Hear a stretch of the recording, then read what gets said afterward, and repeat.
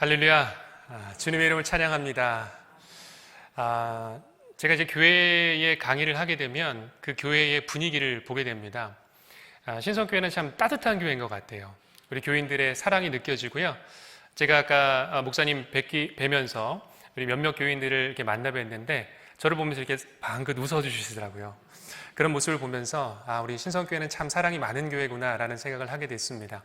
우리 옆에 계신 분에게 한번 서로 축복하면 좋겠습니다. 하나님이 당신과 함께 하십니다라고 축복하겠습니다. 하나님이 당신과 함께 하십니다.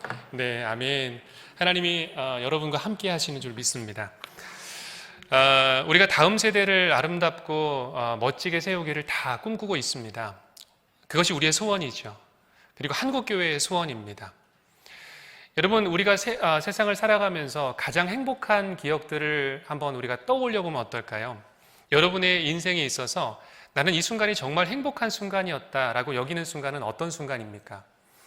아마도 예수님을 처음 인격적으로 만났던 그때, 예수님의 사랑이 정말 충만하게 느껴지고 나 같은 죄인을 살리신 주님의 그 놀라우신 사랑에 감사하면서 그 감격했던 시간을 기억하실 겁니다.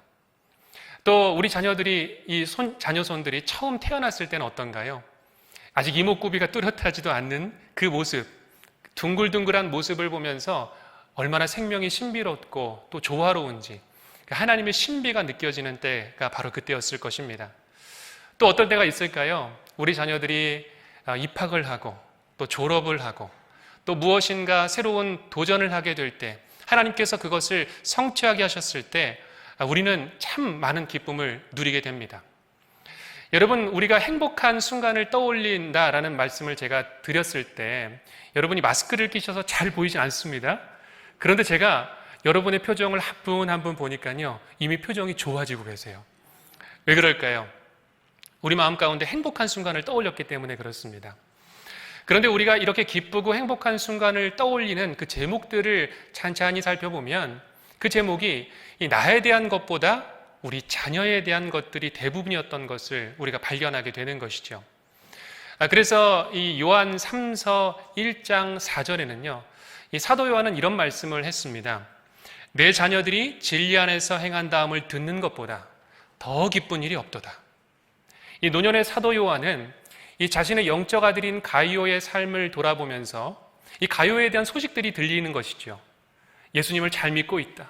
정말 복음대로 살고 있다. 그런 놀라운 삶을 살고 있다라는 이야기를 듣게 되자 이 사도 요한은 더 이상 기쁨이 없었던 것을 보게 됩니다. 이것이 나의 가장 큰 기쁨입니다라는 고백을 드리고 있는 것이죠.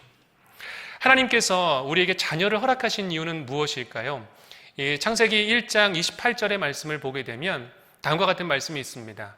하나님이 그들에게 복을 주시며 하나님이 그들에게 이르시되 생육하고 번성하여 땅에 충만하라.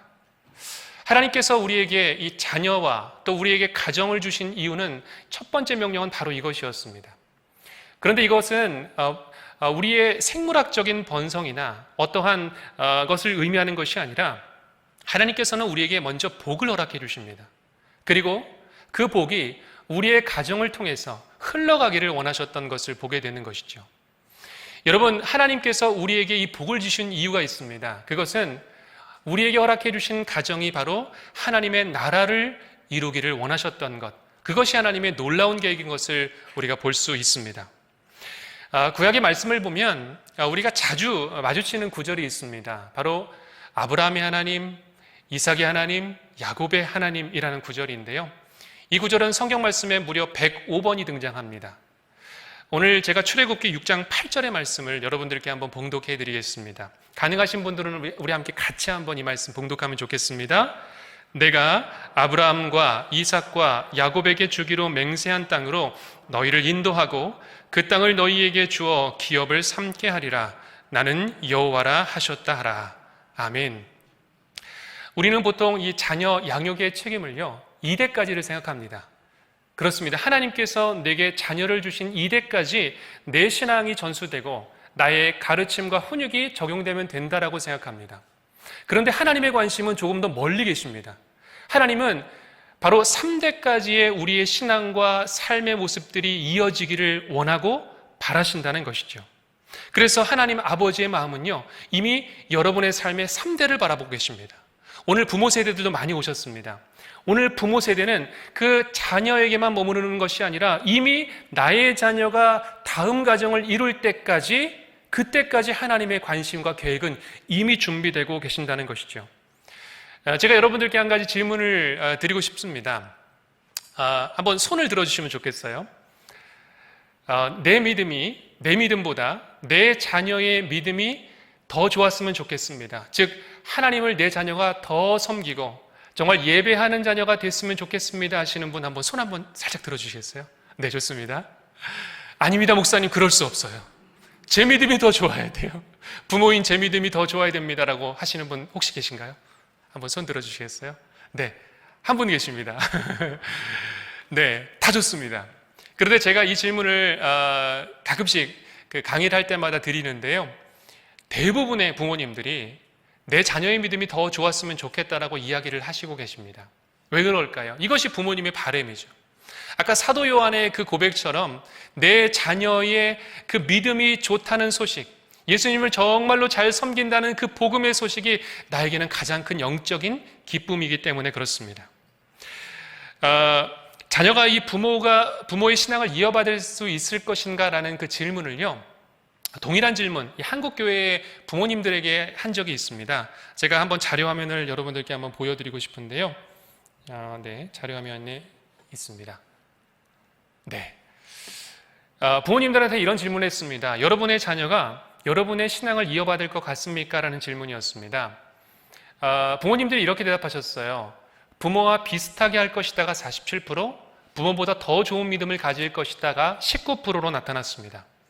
많은 부모님들이 우리 자녀의 신앙 전수에 대해서 나름대로 긍정적인 생각을 하신 것처럼 보입니다. 그런데 이 설문조사를 좀 면밀히 살펴보면 조금 다른 결과가 나오는 걸 볼 수 있습니다. 네, 부모와 비슷하게 신앙생활을 할 것이다 라는 대답을 보게 되면요, 어렸을 때, 우리 자녀가 어렸을 때는 그것에 대한 퍼센테이지가 높습니다. 그런데 우리 자녀가 점점 연령이 올라가면 올라갈수록 어떻게 되고 있죠? 안타깝게도 퍼센테이지가 떨어집니다. 신앙생활을 못하거나 안 할 것이다 라는 답변도 여러분 마찬가지입니다. 어린 시절은 그런 생각을 하진 않습니다. 그런데 우리 자녀의 연령대가 올라가면 올라갈수록 우리 부모님들 마음 가운데는 불안함이 생깁니다. 과연 내 자녀가 내 믿음과 신앙을 이어받을 수 있을까? 또 사춘기가 찾아오면 불안함을 느끼게 되는 것이죠. 이것이 지금 한국교회의 상황인 것을 보게 됩니다. 지난 4월에 제가 이제 미국에 있는 D6라는 그 신명기 6장과 관련된 컨퍼런스를 다녀왔습니다. 이제 미국 교회는 이 코로나 상황 가운데서 어떻게 하면 다음 세대들에게 신앙과 믿음을 물려줄 수 있을지, 어떻게 하면 그 대화의 주제가 신앙적인 대화가 될 것인가, 또 그것뿐만이 아니라 조부모가 어떻게 하면 자녀손들에게 하나님의 그 말씀을 증거할 수 있을지에 대한 정말 많은 자료가 있었던 것을 제가 보고 왔습니다. 너무나 많은 도전을 받았습니다. 그런데 사실 이 미국 교회는요, 이전에 굉장히 많은 어려움들을 겪어왔습니다. 이 다음 세대를 위해서 수많은 시설을 투자했고요, 정말 이곳이 놀이동산인지 그리고 교회 학교 예배실인지를 구분할 수 없을 정도로 아이들의 예배 그 공간을 정말 잘 만들어 주었습니다. 그런데 다음 세대 자녀들은 그곳을 떠났습니다. 또 우리 청소년들에게 정말 좋아하는 그 음악, 그리고 화려한 문화적인 예배의 컨텐츠들을 많이 제공했습니다. 그럼에도 청소년들은 교회를 떠나버리고 말았습니다. 이제 다음 세대 문제는요, 시설과 재정적인 투자에 있지 않다는 것을 미국 교회도 깨달았습니다. 그것이 20년 전의 일입니다. 이제는 미국 교회는 그 자신의 삶들을, 이제 교회의 방향들을 돌이켜서 가정과 교회가 어떻게 하면 함께 갈 수 있을지, 그리고 함께 연합해서 부모를 가정의 신앙교사로 세우는 그 발걸음들을 20년 전부터 걸어가고 있는 것을 보게 됩니다. 저는 우리 신성교회가 정말 작년부터 그리고 힘차게 이 사역의 걸음을 걸어가는 것이 얼마나 감사한지 모릅니다. 오늘 저도 이 예배당에 들어서면서부터 깜짝 놀랐습니다. 곳곳에 스티커가 붙여 있고요, 홈이라는 스티커가 붙여 있고, 또 이렇게 현수막을 보면 하나님께서 정말로 신성교회를 얼마나 사랑하시는지를 보게 되는 것이죠. 하나님께서는 이미 신명기 6장을 통해서 우리에게 이 부모가 그리고 어떤 삶을 살아야 되는지에 대한 분명한 길을 제시해 주셨습니다. 우리 신성교회 교인들은 너무나 이 말씀을 잘 알고 계시는 말씀이라고 생각하는데요. 신명기 6장 7절의 말씀 우리 한번 같이 봉독하면 좋겠습니다. 내 자녀에게 부지런히 가르치며 집에 앉았을 때이든지 길을 갈 때이든지 누워 있을 때이든지 일어날 때이든지 이 말씀을 강론할 것이며. 아멘. 여러분, 하나님의 말씀은 분명합니다. 자녀 양육에 대한 첫 번째 책임을 바로 부모에게 허락해 주셨습니다. 이것이 하나님의 마음이죠. 그런데 하나님께서 그냥 가르치라는 것이 아니라 어떻게 가르치라고 하십니까? 부지런히 가르치래요. 틈을 주지 않으세요. 부지런히 가르치는데 일어날 때, 누워있을 때, 언제나 어디서나 시간이 되면 상황이 되면 바로 하나님의 말씀을 자녀들에게 가르치라는 것이 하나님의 명령이셨습니다. 이 신명기 6장 7절의 말씀을 지나서 이 신명기 6장 20절의 말씀을 보게 되면요, 놀라운 하나님의 말씀이 등장하는데요, 제가 이 말씀을 봉독해 드리겠습니다. 후일에 내 아들이 내게 묻기를 우리 하나님 여호와께서 명령하신 증거와 규례와 법도가 무슨 뜻이냐 하거든 이라는 말씀입니다. 여러분, 이 말씀은 무엇이냐면 언젠가 어느 순간 우리 자녀들이 부모님에게 신앙적인 질문을 할 때가 찾아온다는 것입니다. 엄마, 제가 오늘 학교에서 진화론을 배웠어요. 그런데 정말 이 세상 하나님께서 창조하신 것이 맞습니까? 엄마, 하나님은 선하신데 왜 악한 전쟁이 일어나는 것이죠? 하나님을 믿지 않는 사람들이 이 세상 가운데 잘 사는 이유가 도대체 무엇입니까? 우리 자녀들이 질문을 할 때가 찾아온다는 것입니다. 여러분, 우리 자녀들이 이런 신앙적인 진지한 질문을 던질 때는요, 영어 점수 100점을 맞는 것보다 우리가 그토록 원하는 수학 점수 만점을 맞는 때보다 훨씬 더 중요한 때입니다. 그것과 비교할 수 없는 중요한 시기가 지금 우리 자녀에게 찾아온 것이죠. 그런데 많은 부모님들이 이 순간을 굉장히 가볍게 여깁니다. 신성아, 믿음은 일단 믿고 보는 거야. 일단 믿어봐. 하나님이 그러면 응답 주실 거야. 물론 좋은 말씀이죠. 또 많은 부모님들은 이렇게 대답하십니다. 엄마는 잘 모르겠는데 전도사님이나 목사님한테 물어봐. 대답해 주실 거야. 여러분, 우리 자녀들이 이런 신앙의 질문들이 해결되지 않을 때에 어떤 마음을 품게 될까요? 그것을 계속해서 마음 가운데 품게 되는 것이죠. 이 청년들이 교회를 떠난다라는 책이 있습니다.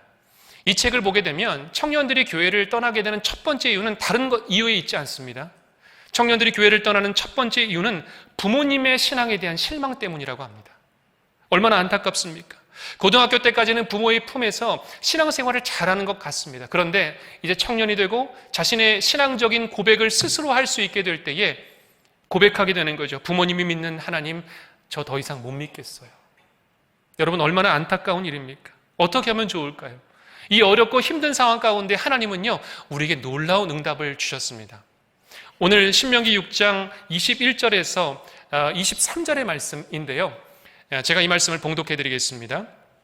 너는 내 아들에게 이르기를 우리가 옛적에 애굽에서 바로의 종이 되었더니 여호와께서 권능의 손으로 우리를 애굽에서 인도하여 내셨나니 곧 여호와께서 우리의 목전에서 크고 두려운 이적과 기사를 애굽과 바로와 그의 온 집에 베푸시고 우리 조상들에게 맹세하신 땅을 우리에게 주어 들어가게 하시려고 우리를 거기서 인도하여 내시고. 아멘. 오늘 하나님께서는 우리에게 분명한 말씀을 허락해 주셨습니다. 너의 자손들에게, 너의 자녀들에게 하나님께서 애굽 땅에서 하셨던 놀라운 일들을 증거하라. 하나님께서 만나와 메추라기를 우리에게 보내주셨던 일, 홍해를 마르게 하시고 갈라주셨던 일, 그 놀라운 일들을 너의 자녀들에게 증거해라. 그 이야기를 풍성하게 증거해라. 그것이 바로 하나님께서 신앙 전수를 우리에게 허락해 주신 놀라운 비결인 것을 보게 됩니다. 여러분, 이 말씀을 우리의 삶에 적용해 보면 이렇습니다. 신성아, 그때 할아버지께서 정말 병원에 입원하신 일이 있었지 않니? 우리가 정말 간절히 하나님 앞에 가정예배 가운데 기도하며 하나님의 간구를, 회복을 구했지 않니? 근데 하나님 어떻게 하셨어? 치료하셨지, 회복시켜 주셨지. 우리 할아버지를 입원해서 그리고 회복하게 하셔서 퇴원까지 인도하신 분이 바로 우리 하나님이시여. 얼마나 놀라운 일이 아닐 수 없겠니? 신성이가 초등학교 입학할 때 함께 모여서 가정예배를 드렸던 건데 기억나니? 좋은 선생님, 좋은 친구들 함께 해달라고 간절히 기도했는데 우리 신성에게 얼마나 좋은 친구 선생님을 붙여주셨어. 하나님이 이렇게 신성에게 놀랍게 역사하셨단다. 우리가 하나님의 이야기를 우리 가정에게 풍성히 증거하며 우리 자녀들에게 증거할 때에 우리 자녀들은 하나님 안에서 견고한 신앙과 믿음을 가지고 하나님의 이야기로 풍성한 삶을 살 수 있게 되는 것입니다. 그때 하나님께서는 오늘 24절의 말씀을 통해서 우리에게 놀라운 은혜를 허락해 주시는데요. 우리 24절의 말씀 한번 같이 봉독하면 좋겠습니다. 여호와께서 우리에게 이 모든 규례를 지키라 명령하셨으니 이는 우리가 우리 하나님 여호와를 경외하여 항상 복을 누리게 하기 위하심이며 또 여호와께서 우리를 오늘과 같이 살게 하려 하심이라. 아멘. 아멘. 여러분, 하나님께서는 우리에게 하나님의 이야기로 풍성한 가정에게 하나님을 경외하는 놀라운 은혜를 허락해 주신다고 약속해 주십니다. 그런데 여기서 그 약속이 끝나지 않습니다. 항상 복을 주신대요. 언제나 어디서나 너희에게 내가 복을 내릴 준비를 하고 있다. 그 복을 너희들이 풍성히 받아라 라고 말씀하십니다. 얼마나 하나님의 놀라운 약속입니까? 그런데 오늘 하나님께서는요, 우리에게 더 큰 약속을 허락해 주십니다. 이 약속은 이것입니다.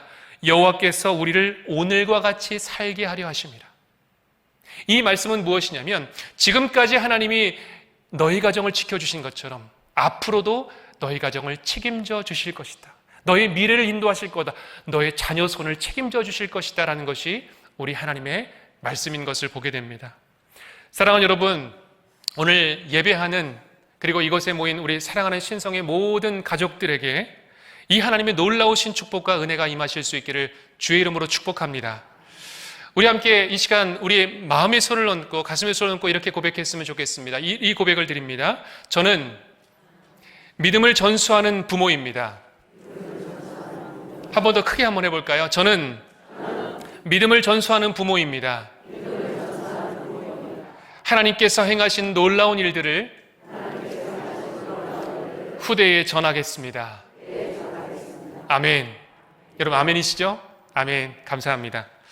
그렇다면 우리가 믿음을 전수하는 일을 하나님께서 주시는 이 사명을 어떻게 하면 더 잘 감당할 수 있을지 그 이야기를 더욱더 깊게 나누고자 하는데요. 오늘 제가 좀 PPT를 준비했습니다. 화면을 보시면서 그 이야기를 더 구체적으로 한번 나눠보면 좋겠습니다. 우리가 자녀손들을 그리고 우리 다음 세대에게 믿음을 증거하기 위한 첫 번째는요, 바로 자녀를 제자 삼는 것입니다. 신석교회가 바로 그것을 잘 지금 하고 계신 것을 제가 듣고 있습니다. 여러분, 하나님께서 자녀를 제자 삼는 그 첫 번째 이유는요, 모든 족속으로 하나님이 제자를 삼으라고 명령하셨습니다. 그런데 우리가 다른 사람은 제자 삼으면서 그리고 다른 이웃들은 제자 삼으면서 우리의 자녀를 제자 삼지 못한다면 그것은 말이 되지 않는 이야기겠죠. 바로 우리 가정에서부터 하나님께서는 제자를 삼기를 원하셨는데요.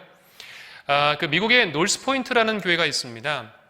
이 놀스포인트 교회는요, 그 부모들에게 한 가지 핸드폰 이 앱을 깔아줍니다. 이 앱이 무엇이냐면 우리 자녀들의 그 연령대를 입력합니다. 생년월일을 입력하면 그때부터 이 앱을 켜게 되면 이 마이너스 D-Day가 떠오르기 시작합니다. 마이너스 1600일, 마이너스 500일, 마이너스 300일.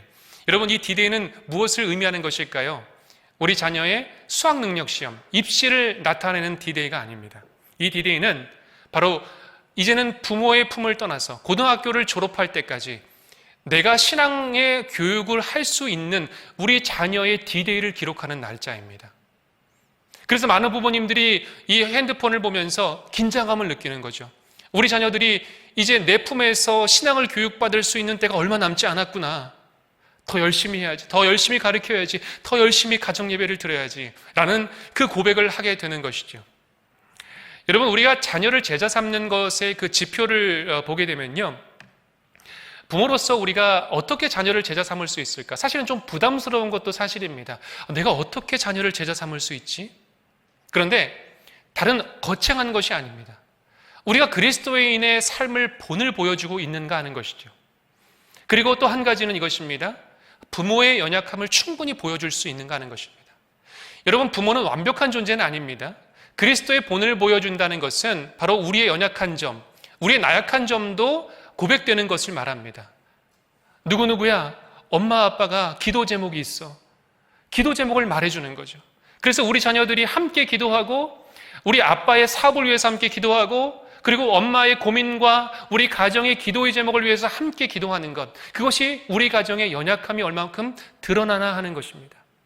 그렇기 때문에 우리가 함께 가정 예배를 드릴 때는요, 물론 하나님께서 주신 은혜와 감격들을 고백하기도 합니다. 그러나 중요한 것은 우리 자신의 정말로 연약함들을 하나님 앞에 고백할 수 있는가, 부모의 연약함을 자녀들에게 이야기할 수 있는가 하는 것입니다. 또 한 가지 우리가 자녀를 제자 삼기 위해 중요한 척도가 있는데요, 그것은 바로 우리 가정에 환대의 문화가 있는가 하는 것입니다. 여러분, 환대라는 것은 무엇일까요?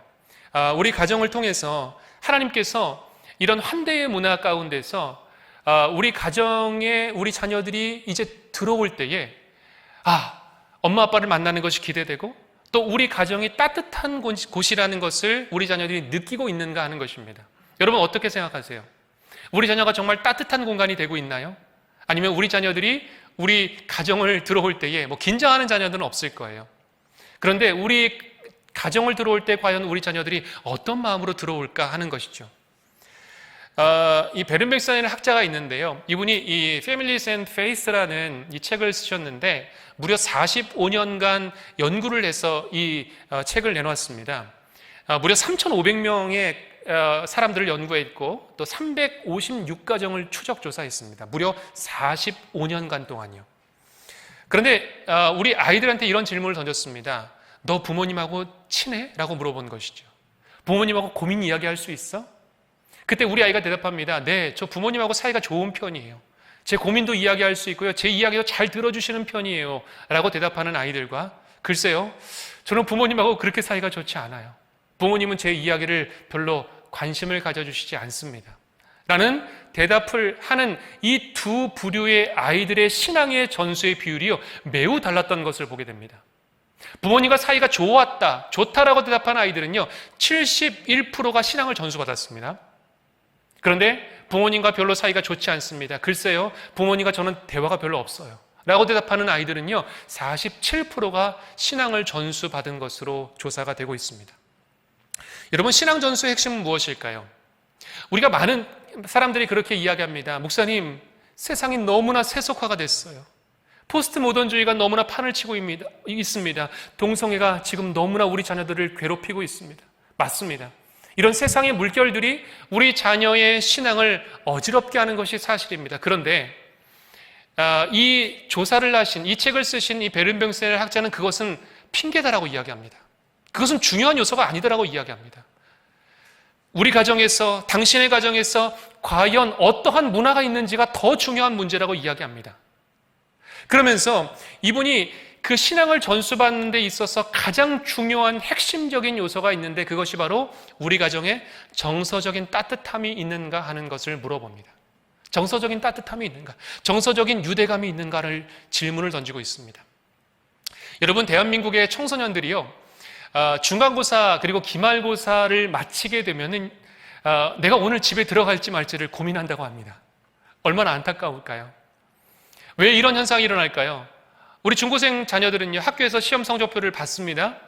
그러면 우리 선생님으로부터 이 자신의 존재감을 숫자로 평가받는 거죠. 너가 몇 점이기 때문에, 몇 등급이기 때문에 네가 갈 수 있는 학교는 어디야?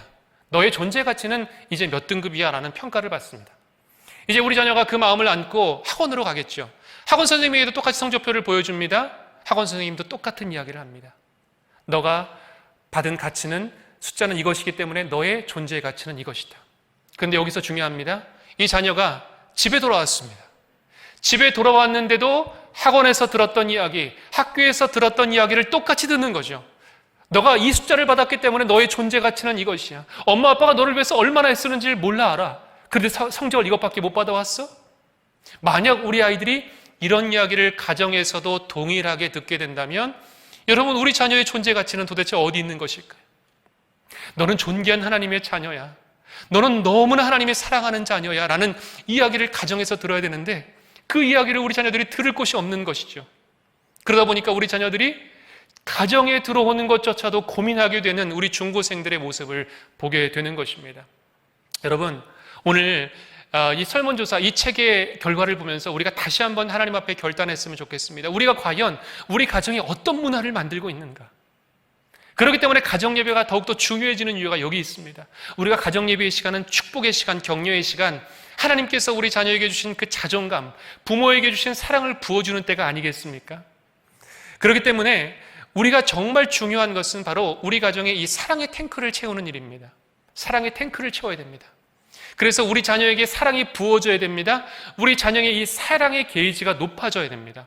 그때 우리 자녀들이 어느 곳에 가든지 어떤 일을 하든지 무엇을 만나든지 하나님 앞에서 든든히 서갈 수가 있는 것이죠. 에베소서 6장 4절에는 이렇게 말씀합니다. 우리 한번 이 말씀을 같이 한번 봉독해 보겠습니다. 또 아비들아 너희 자녀를 노엽게 하지 말고 오직 주의 교훈과 훈계로 양육하라. 여러분, 이 말씀을 대하면서 어떤 마음이 드십니까? 이 말씀을 보게 되면요, 하나님께서 굉장히 강조하신 부분이 있습니다. 오직 주의 교훈과 훈계로 양육하라는 것입니다. 여러분, 왜 하나님께서 주의 교훈과 훈계로 양육하라고 말씀하셨을까요? 우리가 우리 자녀를 교육하다 보면 나의 교훈과 훈계를 할 때가 너무나 많기 때문에 그렇습니다. 내 뜻, 나의 의지, 나의 욕심, 내 생각, 나의 자녀를 향한 내 꿈을 이루기 위한 욕심들, 그것들이 자꾸 자녀들에게 투영이 되는 것이죠. 그래서 하나님께서는 오직 주의 교훈과 훈계로 양육할 것을 명령하셨습니다. 여러분, 주라는 것은 무슨 뜻일까요? 헬라어로 퀴리어스라는 단어입니다. 이 단어는요, Lord, Master라는 뜻이 있습니다. 즉, 하나님께서 우리 자녀의 주인이 되신다는 것이죠. 여러분, 우리가 주의 마음과 주의 교훈으로 훈육한다는 것은요, 내 자녀가 내 것이 아님을 고백하는 것입니다. 내 자녀는 누구의 소유일까요? 바로 하나님의 소유입니다. 하나님의 것이고 하나님이 책임지실 것이고 하나님이 이끄실 것이라는 그 믿음의 확신을 가지고 오직 주의 교훈과 훈계로 양육하는 것이 바로 하나님의 명령이셨던 것을 보게 됩니다. 우리가 첫 번째로 우리 자녀를 제자로 삼으라라는 그 말씀을 보았는데요. 두 번째로 우리가 신앙을 전수하기 위해서는요, 우리 가정의 신앙의 리듬을 만들어가는 일입니다. 여러분, 오늘 찬양을 하면서 저도 참 많은 은혜를 받았는데요. 그 찬양을 할 때를 보면 이 드럼이라는 리듬을 치게 됩니다. 그러면 이 리듬을 치게 되면 나도 모르게 이 박수를 치게 되죠. 또 은혜를 받으시는 분들은 이렇게 몸을 흔들기도 하시고요. 그것이 바로 리듬을 따라서 움직이는 것을 말합니다. 여러분, 우리 가정에 신앙의 리듬이 필요합니다. 그 첫 번째 리듬을 만드는 가장 중요한 요소가 바로 가정 예배겠죠. 우리 신성교회는 정말 가정 예배를 잘 드리고 계시고, 제가 오늘도 이곳에 오기 전에 그 홈페이지를 살펴보면서 정말 많은 은혜를 받았습니다. 자녀 연령대에 따라서 어린 자녀, 또 청소년 자녀, 우리 성인에 이르기까지 모든 가정이 함께 가정 예배를 드릴 수 있는 자료를 다 나눠드리고 있어요. 여러분, 이런 교회가 한국 교회에 몇 교회가 없습니다. 정말로 잘하고 계신 것을 보게 됐습니다. 오늘 저는 이미 잘 알고 계신 것일 수도 있지만 가정 예배에 대한 간단한 이야기를 간추려서 여러분들께 잠깐 나눠드리도록 하겠습니다. 우리가 이제 가정 예배를 생각하게 되면 이 가정 예배에 대한 형식에 대한 부담감들이 우리에게 있는 것이 사실이죠. 그래서 이 가정 예배를 보통 이 전통형 가정 예배 모델을 생각하게 됩니다. 그런데 여러분, 가정 예배가 형식이 중요할까요? 가정 예배는 공예배가 아닙니다. 주일 예배가 아닙니다. 그렇기 때문에 조금 더 자유로워도 됩니다. 여러분, 한번 이 가정 예배의 가장 중요한 이 3요소를 여러분이 한번 맞춰 주십시오. 첫 번째는 뭘까요? 말씀. 두 번째는요? 기도. 세 번째는 어떻게 하셨어요, 여러분? 너무나 잘 맞추셨습니다. 이 말씀과 기도와 찬송의 요소만 있다면 가정 예배는 훌륭한 가정 예배가 될 수 있습니다. 그런데 이 말씀과 기도, 찬송 중에서도요, 특별히 오늘 어린 자녀를 둔 우리 부모님들이 계실 텐데, 우리 자녀가 조금 컨디션이 좋지 않은 날이 있을 수 있습니다. 그러면 그 순서를 다 해야 될까요? 말씀도 해야 되고 찬송도 해야 되고 기도도 해야 될까요? 도저히 아이의 컨디션이 그것을 받아들일 준비가 되어 있지 않는 날이 분명히 있습니다. 그럴 때 어떻게 하면 좋을까요? 기도만 하셔도 됩니다. 그러나 중요한 것은 그 기도를 하면서 이것이 가정 예배인 것을 분명히 언급하고 이야기해 주는 것이 중요하겠죠. 하나님, 오늘 우리 신성이가 몸이 좋지 않아서 하나님의 도우심을 구하는 가정 예배를 드립니다. 치유해 주시고 회복해 주시고 다시 주님 일으켜 주시옵소서. 우리 자녀를 안고 기도하는 것이죠. 이것도 훌륭한 가정 예배가 될 수 있습니다. 가정 예배를 건너뛰는 것보다 가정 예배를 이렇게 드리는 것이 훨씬 더 중요한 것임을 보게 됩니다. 또 이런 것이 있습니다. 가정예배에 대한 오해 중에 하나는요, 가정예배는 많은 준비가 필요하다는 오해입니다. 여러분, 가정예배가 우리 가운데 부담스러운 것 중에 하나는요, 가정예배를 드리려면 많은 준비가 필요하다는 생각을 하기 때문입니다. 다행인 것은 신성교회는 가정예배에 대한 좋은 순서지를 많이 제공하고 있기 때문에 이 부담감은 여러분들이 조금 덜할 것이라고 생각합니다. 사실 가정예배는 이 설교를 준비하는 시간이 아닙니다. 많은 분들이 가정예배를 드려야지 하면 내가 말씀을 어떻게 준비하지? 이런 부담감을 가지시는 분들이 많으세요. 그러나 가정예배는 말씀을 한 구절을 읽어도 충분히 예배를 드릴 수 있습니다. 예를 들면 이렇게 말씀을 드릴 수 있겠죠. 오늘 빌립보서 4장 6절의 말씀을 예를 들어서 가정예배를 드리기 위해서 이 말씀을 본문으로 선택했다고 생각해 보겠습니다. 그러면 이 말씀을 우리 자녀들과 함께 암송으로 드릴 수 있습니다. 한 번 읽고, 두 번 읽고, 세 번 읽고, 여러 번 읽어서 일주일 동안 우리 가정의 암송 구절로 삼는 것이죠. 그러면 훌륭한 가정예배가 될 수 있습니다. 여러분, 가정예배의 부담감을 내려놓으시면 좋겠습니다. 세 번째, 가정예배에 대한 오해가 있습니다. 그것은 무엇이냐면 가정예배는 자녀의 신앙교육을 위한 것이라는 마음을 갖는 것이죠. 여러분, 가정예배는 자녀의 신앙교육을 위해서 드리는 것일까요? 아닙니다. 가정예배는요, 우리 가정의 주인 되신 하나님을 예배하는 것입니다. 자녀의 신앙교육은 부차적으로 따라오는 것이죠. 그렇기 때문에 부모도 은혜 받고 자녀도 은혜를 받아야 됩니다. 우리 마음 가운데 이것에 대한 확실한 개념이 잡히지 않으면 항상 그렇게 생각해요. 우리 자녀들이 예배 가운데 정말 집중을 잘하던가요? 네, 그런 가정이 있으면 정말 감사한 일입니다. 그런데 대부분의 자녀들은요, 신실하게 가정예배를 드리기 힘들어합니다. 맞습니다. 우리 자녀가 엄마, 아빠, 저는 가정예배를 드릴 준비가 너무 잘 돼 있습니다. 갑자기 정자세를 하고 이 양만다리를 딱 하고 있는 아이들이 있습니까? 그러면 그건 기적입니다. 기적입니다. 신실하게 힘들어할 거예요. 그건 사실입니다. 그런데 우리 자녀들의 그 마음 가운데 이런 힘든 자세들 또 다독여야 되고 또 설득도 해야 하고 그런 상황 가운데서 우리 마음 가운데 이런 마음이 들면 안 된다는 거죠. 엄마 아빠가 너를 위해서 가정예배 드리는데 이렇게 협조적이지 않아? 그럼 우리 마음 가운데 이 분노가 올라오게 됩니다. 화가 올라오는 거예요. 답답함이 올라오게 되는 거죠. 이것이 사단이 좋아하는 가장 큰 함정입니다. 여러분, 그렇기 때문에 우리는 다시 한번 이 가정예배를 되새기면서 내가 먼저 은혜 받아야지, 부모가 먼저 하나님 앞에 서야지, 하나님 앞에 예배하는 것이 바로 가정예배인 것을 다시 한번 고백하는 시간이 됐으면 좋겠습니다. 또한 우리가 가정예배에 대한 한 가지 오해는요, 시간이 없다는 오해입니다. 여러분, 이 현대인들이 정말 바쁜 것은 사실입니다. 일주일 동안 우리 자녀들을 얼굴 보기 힘든 가정들, 청소년 가정은 특히 그럴 수 있죠. 또 입시를 앞둔 또 청년 가정들, 또 분가한 가정들은 어렵기 마련입니다. 그런데 이 작년에 2021년도에 청소년 가정이 하루에 이 영상물을 시청하는 시간이 얼마냐를 봤더니요, 무려 5시간이라고 합니다. 물론 이 코로나 때문에 영상 수업을 듣기도 하고 또 온라인 예배를 드리기도 해서 우리 자녀들이 너무나 많은 영상에 노출되는 것도 사실입니다. 이제는 이 시간들을 돌려줘야 됩니다. 하나님의 시간으로 바꾸어줘야 됩니다. 세상에 뺏기고 영상에 뺏기고 그리고 다른 가치관에 뺏긴 우리 자녀들의 시선, 우리 가정의 시선 돌려주어야 됩니다. 하나님 앞으로 나와야 한다는 것이죠. 그러므로 이 가정예배는요, 결국 믿음의 문제입니다. 하나님 앞에 우리의 믿음을 어떻게 결단할 것인가, 또 우리의 믿음을 어떻게 고백할 것인가의 문제인 것을 보게 되는 것이죠. 제가 참 감사한 것은요, 그 청소년 가정예배지를 제가 보니까요, 우리 신성교회 예배지 가운데 우리 자녀에게 가정예배를 드릴 때 훈육을 하지 마시길 바랍니다라는 그 안내 문구가 제가 있었던 것을 보았습니다. 너무나 잘하셨습니다. 이 가정예배 시간에 이 부모님들이 강력하게 유혹을 느끼는 것이 무엇인지 아시죠? 자녀를 훈육하고자 하는 마음이에요. 어느 날 너무 좋은 말씀이 나왔어요. 예를 들어서 거짓말하지 말라라는 말씀이 나왔습니다. 그럼 부모님이 마음 가운데 우리 자녀가 실수했던 것이 막 떠오르기 시작해요. 그러면서 그것을 막 끄집어내고 싶은 열망이 막 일어납니다. 그리고 안 하려고 했는데 그것을 기어코 끄집어냅니다. 신성아, 너 지난주에, 너 며칠 전에 뭐 잘못한 거 기억나 안 나? 하나님 말씀 오늘 뭐라고 하셨어? 너 앞으로 어떻게 되겠어? 우리 자녀를 훈육하기에 이릅니다. 그렇게 되면 여러분, 우리 자녀들은 어떤 마음을 품게 될까요?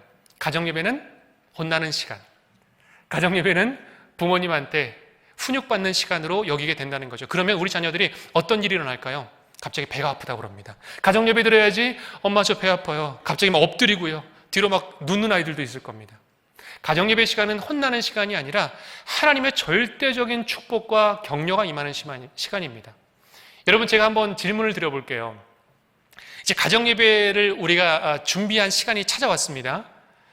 토요일 날 저녁 8시나 9시가 됐습니다. 그런데 안타깝게도 우리 자녀가 실수를 해서 부모님이 우리 자녀를 혼낸 거예요. 혼내켰습니다. 분명히 혼내켰어요. 훈육을 많이 했어요. 가정 예배 시간이 아닌 시간에 훈육을 했습니다. 자, 그렇다면 가정 예배 시간이 이제 찾아오고 있습니다. 가정 예배를 드려야 될까요? 건너뛰어야 될까요? 내일 드려야 될까요? 여러분 어떻게 생각하세요? 내일 드리면 좋을까요? 아닙니다. 가정 예배를 드리는 것이 좋습니다. 그리고 그 가정 예배 시간에 하나님의 이름으로 용서해주고 회복의 시간을 갖는 것이 중요하다는 것이죠. 그러면 우리 자녀의 마음 가운데 가정 예배는 내가 회복받고 용서받고 이해받는 시간이구나라는 생각을 하실 수 있습니다. 생각을 할 수 있습니다. 그렇기 때문에 가정 예배에 대한 그 놀라운 축복을 여러분들이 많이 증거해 주셨으면 좋겠습니다. 이 축복이라는 단어를 보게 되면요, 이 축복이라는 단어는 히브리어 바락이라는 단어입니다. 이 단어는 뭐뭐 앞에 무릎을 꿇다라는 의미가 있습니다. 그리고 형통할 수 있다라는 그 축복의 의미, 우리가 알고 있는 이 축복의 의미죠. 그런데 뭐뭐 앞에 무릎을 꿇다라는 단어는 어떤 의미일까요? 바로 하나님 앞에 우리가 무릎을 꿇는다는 것입니다. 여러분, 우리가 우리 자녀를 축복한다는 것은 무엇일까요? 전능하신 하나님 앞에 우리의 무릎을 꿇고 하나님께서 우리 자녀를 축복해 주시기를, 그리고 이 부모의 손길을 통해서 그 축복이 형통되기를 기도하는 마음, 그것이 바로 축복의 마음인 것입니다. 여러분, 우리 자녀를 마음껏 축복해 주세요. 그 축복은 반드시 성취될 것이고 여러분의 그 축복을 통해 우리 자녀들은 놀라운 축복된 삶을 반드시 살아갈 것입니다. 여러분, 그러면 이런 생각이 드실 수 있습니다. 목사님, 조금 더 가정 예배 더 잘 드리고 싶은데 어떻게 하면 좋을까요? 라고 궁금하신 분들이 있을 텐데요. 제가 조금 더 설명을 드리겠습니다. 여러분, 요즘에 혹시 그 기독교 서점 가보신 적 있으신가요? 우리 자녀들과 함께 박물관도 가고 서점도 방문하시는 우리 30, 40대 부모님들 많으시리라 생각합니다. 그런데 기독교 서점을 한번 여러분 방문해 보세요. 얼마나 좋은 책이 많은지 모릅니다. 우리 자녀들의 신앙교육을 위해서 정말로 많은 책이, 좋은 책이 많이 나왔습니다. 요즘 유독 많이 나오는 것 같아요.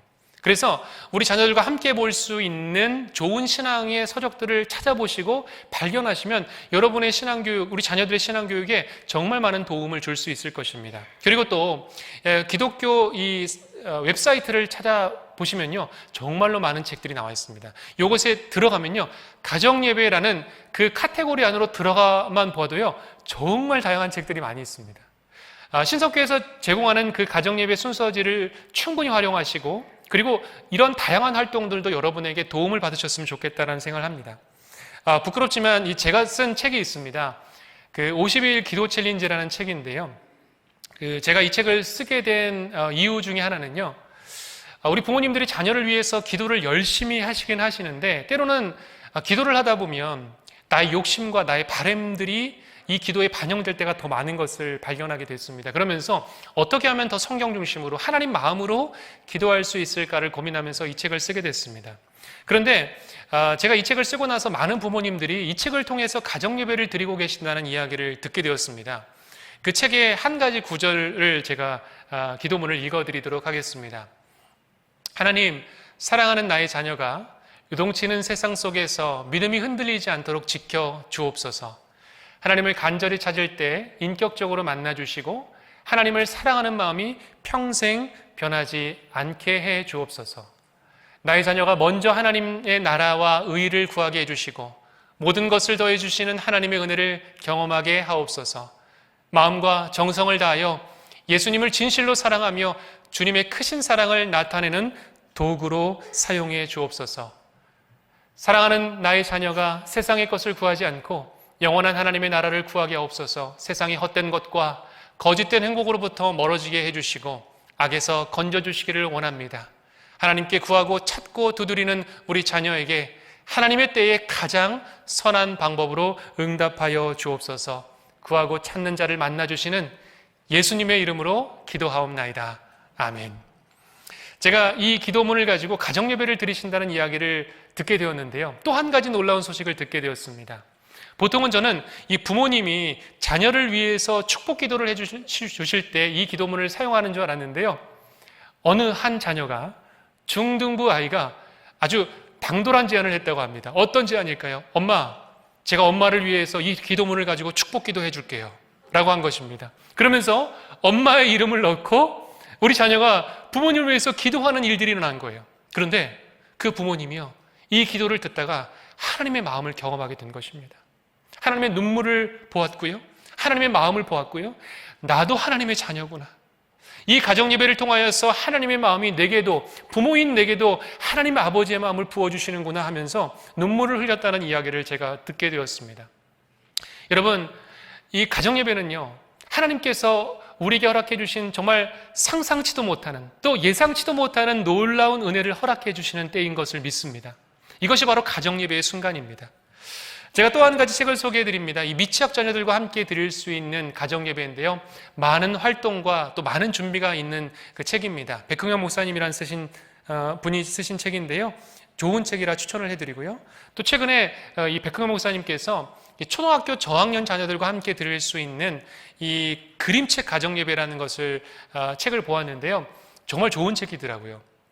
우리 자녀들과 함께 그림책을, 일반 도서를 보면서 어떻게 하나님 앞에 가정예배를 드릴 수 있을지 정말 내용이 잘 나와 있는 것을 보게 되었습니다. 이 책을 또 추천드리고요, 또 한 가지 책을 추천드리면 이 초등학생 자녀와 함께 드릴 수 있는 책인데요, 이 드라마 가정예배라는 책입니다. 이 드라마 가정예배는요, 각자 가정예배를 드리면서 역할을 맡게 되는 거예요. 오늘은 우리 아들은 다윈 역할을 맡아, 아빠는 오늘 골리앗 역할을 맡을게. 그러면 이 가정예배 책 안에 대본이 들어있습니다. 그러면 우리 아이가 그 대본과 그 성경 말씀을 가지고 이 예배를 드리게 되는 거죠. 자, 다윗, 내 이 돌멩이를 받아라. 하나님의 이름으로 내가 나아간다. 아빠를 상대로 아이가 돌멩이를 돌리는 거예요. 우리 아이가 이 가정예배를 드리면서 얼마나 신나할까요? 이 가정예배를 평생 잊지 못하는 가정예배를 드리게 되는 것이죠. 그리고 또 한 가지 이 가정예배 책을 추천해드리면 이 3분 가정예배입니다.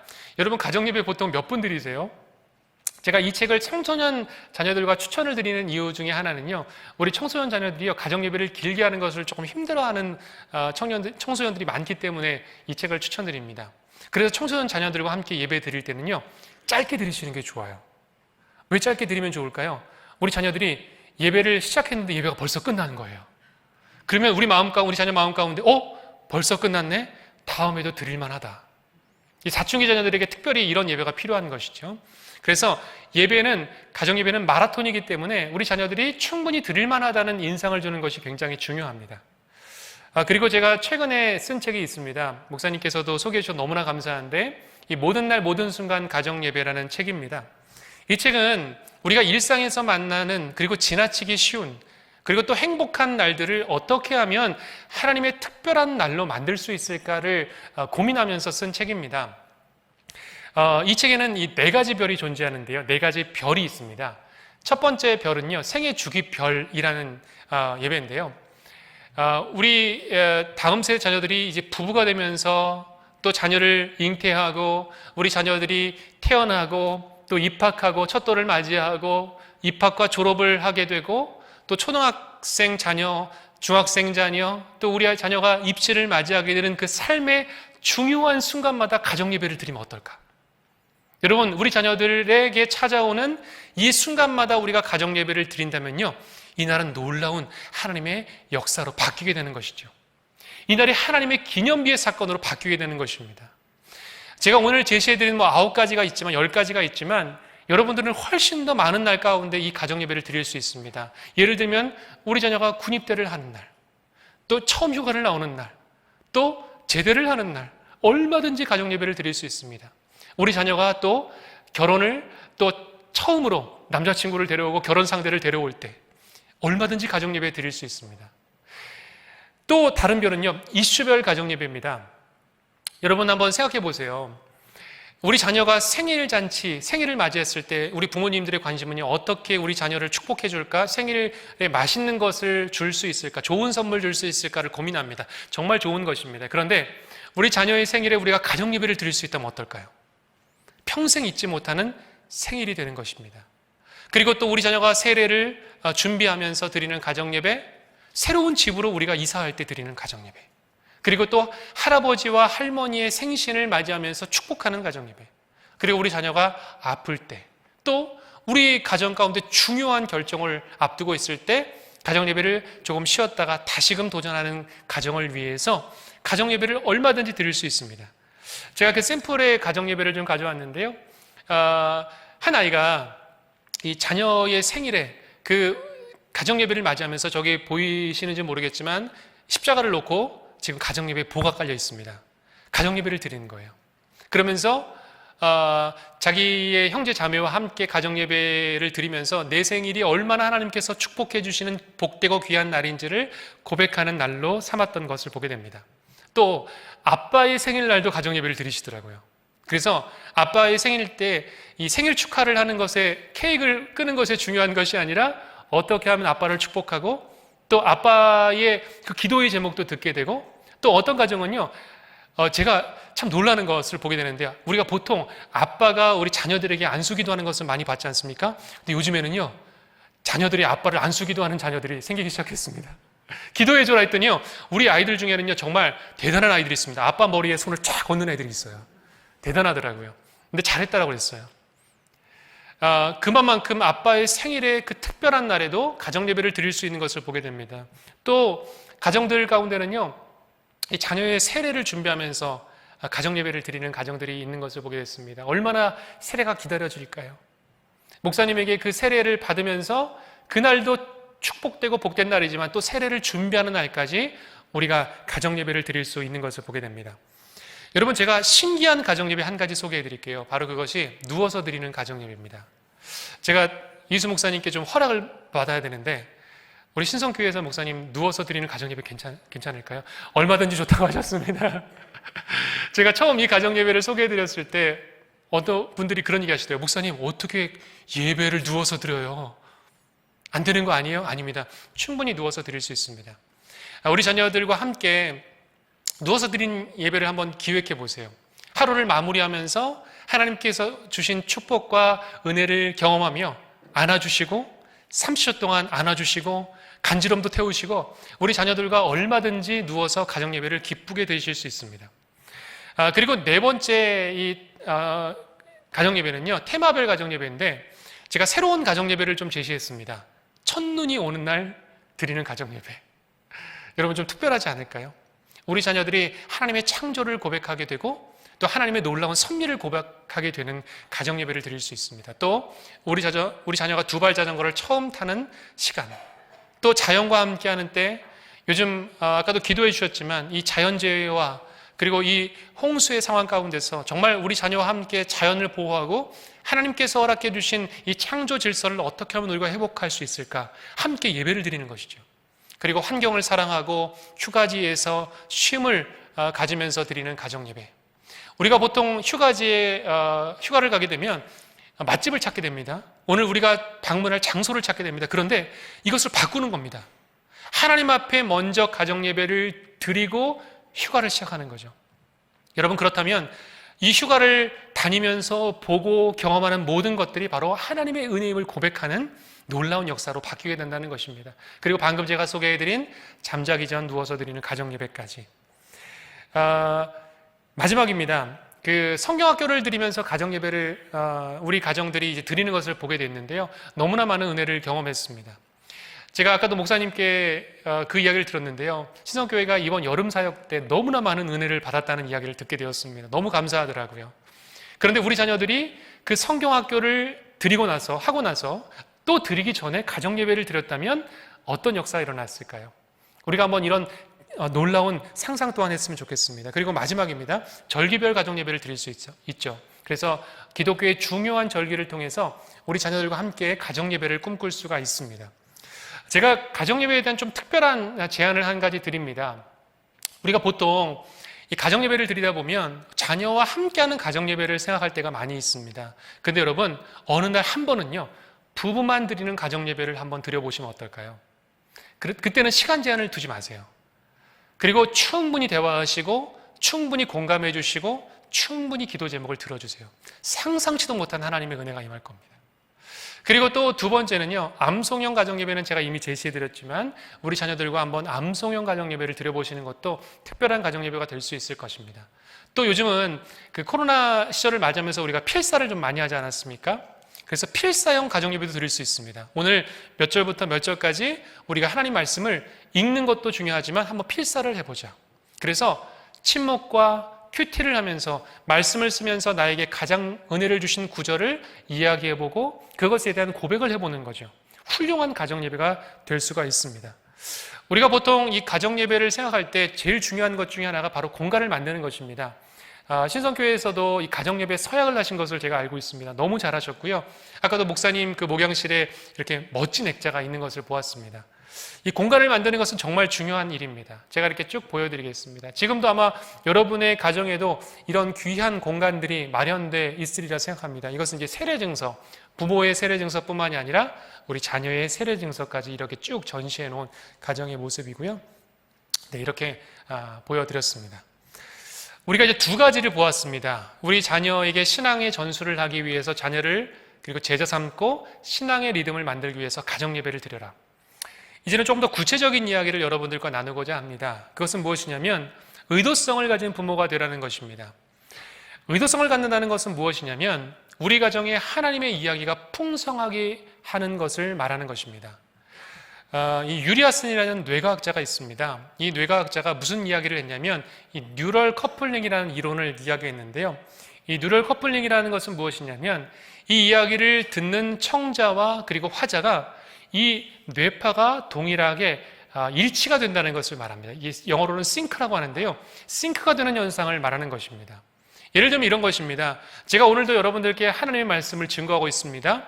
아마 제 뇌파를 이렇게 조사하게 되면, 촬영하게 되면 지금 여러분의 뇌파와 아마도 저의 뇌파가 동일한 모양을 갖고 있을 확률이 매우 높습니다. 왜냐하면 제 이야기를 듣는 순간, 하나님의 말씀을 여러분이 듣는 순간 여러분의 마음 그리고 여러분의 생각이 그렇게 바뀌기 때문에 그렇습니다. 놀라운 하나님의 신비죠. 그런데 이 뇌과학은 정말 신비한 것이 무엇이냐면 우리 자녀들, 여러분들이 이제 집에 돌아가셨을 때 그리고 저도 집으로 돌아갔을 때 일정한 시간이 지난 후에도 그 뇌를 찍게 되면요, 그 뇌파 또한 동일한 모습을 갖고 있다는 것입니다. 그 영향력이 여전히 남는다는 것을 보게 되는 거죠. 여러분, 우리가 우리 자녀들과 함께 그 많은 이야기를 하게 됩니다. 보통 우리가 그 자녀와 대화를 할 때는요, 1단계의 대화를 많이 합니다. 1단계의 대화는 뭘까요? 우리 자녀들에게 이런 질문을 하는 거죠. 오늘 뭐 배웠어? 뭐 먹었어? 학교에서 무슨 일 있었어? 우리 자녀들이 이 지식적으로 대답할 수 있는 대화가 바로 1단계의 대화입니다. 2단계 대화가 있습니다. 2단계 대화는 무엇이냐면 이해적 대화예요. 그래서 우리 자녀들의 감정을 물어봐 주는 겁니다. 오늘 무슨 일 있었어? 오늘 힘든 일 없었니? 우리 자녀가 조금 표정이 좋지 않으면 혹시 무슨 힘든 일 있었어? 물어봐 주는 거죠. 그것이 바로 감정을 터치하는 이해적인 대화입니다. 그리고 세 번째가 이제 비전적인 대화입니다. 비전적인 대화는 하나님의 꿈과 하나님의 비전이 연결되어 있습니다. 사실 우리의 대화의 대부분은요, 1단계, 바로 지식적인 대화에 머무르는 대화가 대부분입니다. 맞습니다. 이 대화가 대부분의 대화를 이루고 있습니다. 그런데 중요한 것은 우리의 대화 가운데 2단계와 3단계의 대화가 없다면 그것이 문제가 있는 것입니다. 여러분, 우리의 가정 가운데 지금 2단계와 3단계의 대화가 있습니까? 그런데 정말 놀라운 것은요, 우리가 가정 예배를 드리게 되면 이 2단계와 3단계의 대화가 다 해결된다는 것입니다. 그렇기 때문에 하나님께서 가정 예배가 우리에게 주신 가장 큰 축복의 선물인 것을 보게 되는 거죠. 오늘 제가 좀 시간을 앞에서 많이 사용해서 좀 앞에 부분을 좀 넘기도록 하겠습니다. 죄송합니다. 중요한 이야기를 드리겠습니다. 우리가 이 의도성을 가진 부모가 된다는 것은 무엇이냐면 순간에 찾아오는 그 신앙교육의 순간을 놓치지 않고 붙잡는 것을 의미합니다. 여러분, 우리가 하나님의 성품을 교육하기에 좋은 때가 많이 있습니다. 하나님의 성품은 어떠시죠? 하나님의 선하시고 인자하시고 사랑이 많으시고 신실하시고 전능하시고 그 창조의 섭리, 여러분, 순간순간마다 그 순간이 찾아오게 되면 우리가 그 순간을 놓치지 않고 하나님의 성품을 교육하는 것입니다. 예를 들면 아까도 말씀드린 것처럼 우리가 휴가지를 갔을 때 하나님의 성품 중에 어떤 것을 할 수 있을까요? 하나님의 창조성을 얼마든지 선포할 수 있습니다. 놀라운 자연의 현상을 보면서, 오늘 멋진 구름을 보면서, 하나님께서 허락해 주신 시원한 바람을 보면서 하나님의 창조성을 얼마든지 우리 자녀들에게 교육할 수 있습니다. 그냥 바람이 시원해, 아 좋다, 이것이 아니라 하나님께서 이 바람을 보내주셨구나, 하나님께서 이렇게 놀랍게 아름다운 이런 환경을 우리에게 허락해 주셨구나, 우리 자녀들에게 교육하는 것이죠. 이 순간을 놓치지 않는 것을 말합니다. 또한 의도성을 가진 교육은 이것입니다. 우리 자녀의 감정을 다뤄주는 거예요. 우리 자녀가 기쁠 때, 또 자녀가 슬퍼할 때, 축하해 줄 때에 우리 자녀가 지금 화가 있는 상황, 그때를 가장 잘 다뤄줘야 되겠죠. 또 이럴 때도 있습니다. 우리 자녀에게 부모가 사과를 해야 될 때, 이때도 정말 중요한 신앙교육의 순간입니다. 그리고 방금 말씀드린 것처럼 여행 중 멋진 모습을 보았을 때, 우리 자녀가 두려움을 보았을 때 등, 이럴 때의 순간을 우리가 놓치지 않고 하나님께서 주신 그 마음을 우리 자녀에게 증거하는 것이 정말로 중요한 때이죠. 그리고 우리 자녀에게 창의적인 칭찬을 하는 것이 굉장히 중요합니다. 그런데 이 창의적인 칭찬을 단순히 하는 것이 아니라 이 성령의 열매를 가지고 칭찬한다면 여러분 어떨까요? 우리 자녀가 형제와 정말 사이좋게 지냈습니다. 양보를 했습니다. 그러면 우리 자녀에게 어떤 칭찬을 할 수 있을까요? 누구누구야, 너 사랑의 열매를 맺었구나. 성령의 열매로 칭찬하는 것이죠. 온유의 마음을 품었구나. 성령의 열매를 빗대어서 칭찬을 할 수 있습니다. 여러분, 우리가 삶에서 만나는 신앙의 교육의 순간은 생각보다 많을 수도 있습니다. 그런데 이 신앙의 순간을 또 다 놓칠 수도 있습니다. 그렇기 때문에 우리 부모님들의 마음 가운데는요, 이 순간에 대한 의도성을 계속해서 품고 있어야 됩니다. 이것이 바로 의도성을 가진 부모가 된다는 것을 의미합니다. 오늘 이 신앙 전수를 위해서 마지막 네 번째의 말씀을 여러분들과 드리고 싶습니다. 아까 제가 말씀드린 그 D6 미국의 그 현상들을 보게 되면요, 지금 이제는 그 미국도 굉장히 조부모에 대한 관심을 많이 갖고 있습니다. 어떻게 하면 조부모가 자녀들에게, 자녀손들에게 신앙을 전수할 수 있을까? 이 조부모는요, 이 부모의 사랑과는 조금 다른 형태로 나타납니다. 오늘 조부모님들 굉장히 많이 앉아 계신데요, 일단 조부모님들은요, 무조건적인 사랑입니다. 무조건적인 사랑이에요. 부모님의 사랑은 물론 이제 훈육도 해야 되고 훈계도 해야 되지만 우리 조부모님들은 대부분 무조건적인 사랑을 합니다. 그렇기 때문에 더 좋은 신앙 전수의 기회가 많이 찾아올 수 있습니다. 최근에 이제 저희 교회에서 하는 사역을 제가 잠깐 소개를 해드릴게요. 저희 교회에서 최근에 이 조부모와 함께 드리는 5월달 가정예배를 기획하고 함께 드리기를 권면한 때가 있었습니다. 그러면서 이 가정예배지에 이런 빈칸을 만들어 드렸습니다.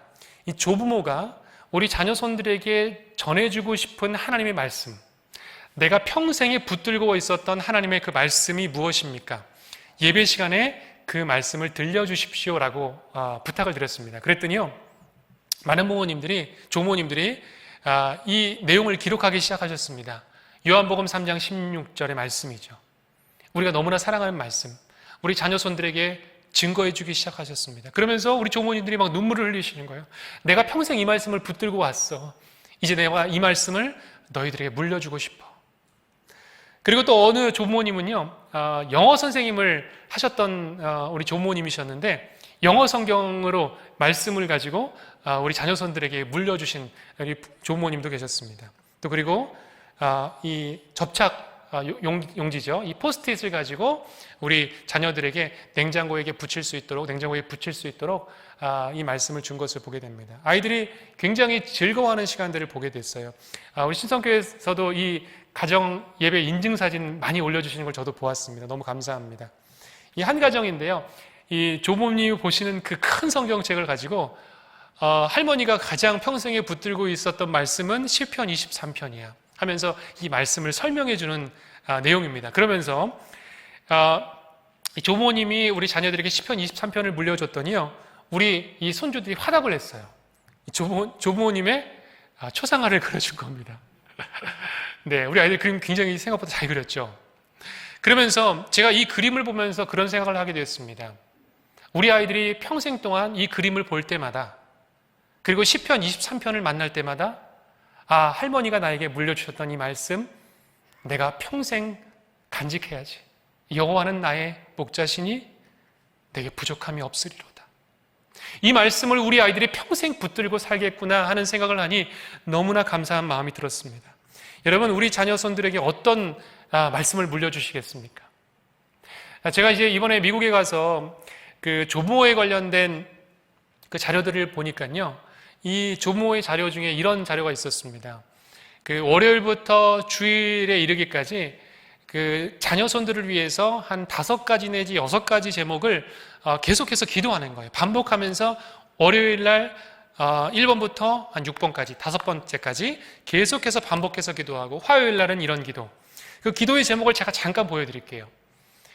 주일에 드리는 기도의 제목들이 이런 기도입니다. 우리 손주가 충고를 잘 수용할 수 있는 마음을 허락해 주세요. 좋은 관계와 친구와 우정을 나누게 해주세요. 부모님의 말씀에 순종하게 해주세요. 선한 말을 하도록 우리 손자녀의 입술을 지켜주세요. 이 기도의 제목이 요일마다 아주 구체적으로 드러나 있더라고요. 월요일에 드린 기도 제목은 이렇습니다. 분노를 잘 다스릴 수 있도록, 관대한 마음을 주실 수 있도록, 마음속에 평화가 있도록, 믿음이 자라는 영적인 성장이 일어나주게 해주세요. 그러니까 이 조부모님들의 기도가 월요일부터 주일까지 굉장히 구체적이고 반복적이고 굉장히 힘이 있는 것을 보게 되었습니다. 한 가지 그 자료를 제가 소개해 드리고자 합니다. 이 자료는 무엇이냐면, 이제 부모가 스스로 자신을 평가하는 겁니다. 만약에 여러분의 자녀가 여러분의 이 질문을 앞두고 부모님을 평가한다면, 부모님에게 채점을 매긴다면 어떻게 대답할 것인가 라는 질문이죠. 그래서 우리 자녀의 마음으로 부모님이 스스로 한번 체크해 주십시오라는 이런 질문항들인데요. 제가 몇 가지를 한번 소개해 드릴게요. 여러분도 한번 스스로 한번 채점을 해 주세요. 우리 자녀가 만약 부모님을 보면서 이렇게 대답한다면 어떻게 대답할까요? 아버지와 나는 가까운 사이다. 그리고 거리가 있다. 사이가 그렇게 좋지 않은 편이다. 우리 자녀들이 만약에 부모님에게 이것을 채점한다면 어떻게 평가할 것인가? 또 이렇게 질문합니다. 나의 아버지가 어머니를 향해서, 또 어머니가 나의 아버지를 향해서 어떤 모습을 보여주고 있습니까? 함께 할 수 있도록 안전하다고 느낍니까? 부모님과 함께 하는 것이 불안하다고 느낍니까? 또 우리 자녀가 집에 있을 때 불안함을 느끼는 안타까운 상황입니까? 또 질문을 던집니다. 우리 부모님은 나의 꿈과 나의 비전에 대해서 많은 관심을 가집니까? 약간의 관심을 가집니까? 전혀 관심이 없습니까? 우리 자녀 스스로 평가하는 거죠. 부모 스스로 평가하는 것입니다. 어떤 것이 사실입니까? 나와 대화하는 것을 우리 부모님들이 즐거워합니까? 나의 대화보다 핸드폰을 하고 TV를 보는 것을 더 즐거워합니까? 언제나 부모님은 나보다 TV와 핸드폰이 우선순위입니까? 얼마나 안타깝습니까? 우리 자녀들이 만약 이런 대답을 한다면 무엇이 사실입니까? 우리 부모님은 하나님을 언제나 마음과 뜻과 정성을 다해 사랑합니까? 하나님을 조금은 사랑하는 것 같습니까? 우리 부모님은 종교적이긴 하지만 하나님을 별로 사랑하지 않는 것 같습니까? 우리 부모님은 전혀 삶에서 크리스찬답지 않습니다. 또 우리 부모님에게 이런 질문을 하는 겁니다. 내가 생각하기에 나의 부모님은 예수님과 교제하거나 성경을 읽는 것 같습니까? 매일 아침 드물게 본 적이 없습니까? 또 이런 질문을 던지는 거죠. 내가 보기에는 나의 아버지는 이것을 가장 사랑하는 것 같다. 그나마 좋은 대답은 3번입니다. 엄마를 가장 사랑하는 것 같다. 그나마 다행이에요. 그런데 1번, 2번 답했을 때는 굉장히 안타깝죠. 그러나 4번을 답한 아버지를 보면서 우리 자녀들은 어떤 믿음을 가질 것인가. 정말 놀라운 믿음을 전수받겠죠. 그리고 마지막 질문입니다. 이런 질문을 우리 자녀들에게 던지는 겁니다. 나의 아버지와 사는 것은, 나의 어머니와 사는 것은 내가 예수님을 더 많이 알 수 있도록 만듭니까? 내가 예수님을 믿는데 별로 영향력을 미치지 못합니까? 아니면 오히려 예수님을 믿는데 방해를 하고 있습니까? 여러분, 어떤 대답을 우리 자녀들이 할 수 있을까요? 우리 스스로 한번 답변을 해 보셨으면 좋겠습니다. 저도 이 질문을 던지면서 상당히 많은 부분 찔림을 받았고요. 또 다시 한번 하나님 앞에서 나의 삶을 돌아보는 계기들을 갖게 되었습니다. 여러분, 오늘 이 신앙전수에 대한 부분들, 또 가정예배에 대한 부분들을 여러분들과 함께 나누었습니다. 신앙전수라는 것은 무엇일까요? 여러분, 우리가 이 모세에 대한 이야기를 너무나 잘 알고 있습니다. 모세가 이 바로왕의 명령에 의해서 이 갈대 상자에 담겨져서 떠나 보내질 수밖에 없었을 그때에 어머니 요게벳은 이 갈대 상자에 모세를 담으면서 역청과 나무진을 바르고 또 발랐을 것입니다. 왜냐하면 그 갈대 상자에 물이 새면 안 되기 때문이었습니다. 어떠한 상황에서도 이 갈대 상자에 물이 새면 안 되기 때문에 어머니 요게벳은 그 역청과 나무진을 바르고 또 발라냈을 것입니다. 여러분, 신앙전수라는 것이 바로 이것입니다. 때로는 그것이 변화가 없는 것처럼 보일지라도, 때로는 그것이 언제 결과가 나타날지 알지 못할 그때일지라도 우리는 지금 이 순간 역청과 나무진을 발라내는 것입니다. 그때 하나님께서 모세의 삶을 통해서 놀라운 출애굽의 역사를 일으켜 주신 것처럼 하나님께서 우리 자녀에게 놀라운 계획과 역사와 준비를 하고 계신 것을 우리는 깨닫게 되는 것을 보게 됩니다. 오늘 출애굽기 2장 3절의 말씀, 우리 한번 같이 이 말씀을 봉독해 보면 좋겠습니다. 함께 봉독해 볼까요? 더 숨길 수 없게 되매 그를 위하여 갈대 상자를 가져다가 역청과 나무진을 칠하고 아기를 거기 담아 나일강과 갈대 사이에 두고. 아멘. 사랑하는 여러분, 우리가 가정 예배를 드리고 또 우리 자녀손들에게 신앙을 전수하는 이유는 분명합니다. 하나님의 놀라운 그 계획과 섭리를 우리 가정에게 이루시기 위한 그 놀라운 목적을 우리가 이루는 것입니다. 하나님은 하나님 나라를 여러분의 가정 가운데 꿈꾸고 계십니다. 그 하나님 나라를 여러분의 가정 가운데 놀랍게 이루시는 우리 신성의 모든 가족들이 되실 수 있기를 우리 주님의 이름으로 간절히 축원드립니다. 함께 기도하겠습니다. 하나님 아버지, 감사를 드립니다. 이 시간 하나님께서 말씀을 통하여 우리에게 찾아와 주시고 다시금 결단케 하여 주시고 다시금 꿈꾸게 하여 주시니 감사를 드립니다. 신성교회는 정말 하나님을 사랑하는 믿음의 가정들이 많은 교회입니다. 가정예배를 결단하고 가정예배를 사모하고 하나님 앞에 평일에 또 시간대마다 예배하며 찬양하며 기도하는 가정들이 정말로 많은 복된 교회입니다. 하나님, 신성교회를 더욱더 사랑해 주셔서 믿음의 가정들을 사랑해 주셔서 날마다 시마다 하나님을 사랑하며 찬양하는 가정예배를 더욱더 일으키시고 회복시켜 주시고 하나님의 마음을 허락하여 주시기를 간절히 소망하오니 역사하여 주시옵소서.